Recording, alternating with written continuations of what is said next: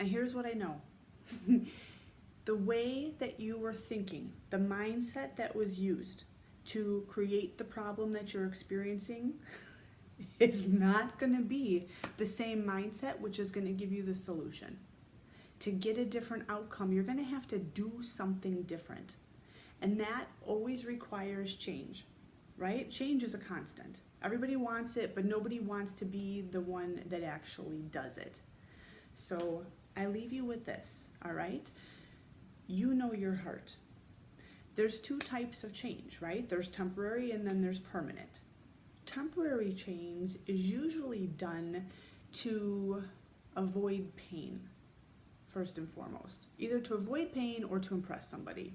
So to avoid pain, you do something so that, the wife stops nagging at you, or the doctor stops, telling you that you gotta lose weight. It's the same kind of thing over and over and over again, all that stuff. So you're doing it to avoid that nagging and sort of painful experience. The other reason for temporary change is you're trying to impress somebody, right? You're courting, a girl. You're trying to impress somebody, there's a job position that you want, advancement, promotion, something like that. And so you're trying to put on a front, right, that just, demonstrates and puts on, that image that you're all this and a bag of chips. But usually what happens when change is temporary in nature, eventually you slip back into old habits. And that's usually one of the problems that we see when people move past through like the dating phase and now they're into like the serious aspect of the relationship. They're seeing who the person really is.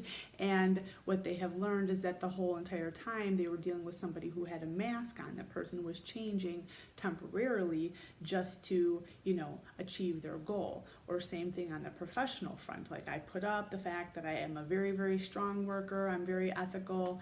I'm very kind. I'm very team oriented, and then wham, they're in the position and all of a sudden you're just like, who is this guy or girl, right? So that's temporary change.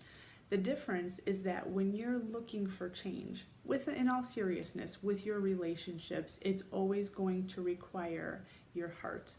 And permanent change happens at the level of the heart, which is why we bring in issues like the love exercise, because that is based on your heart. And then therefore, no matter what happens, defaulting to your previous habits is no longer an option, because your heart will not allow you to slip below, what's a beautiful high standard.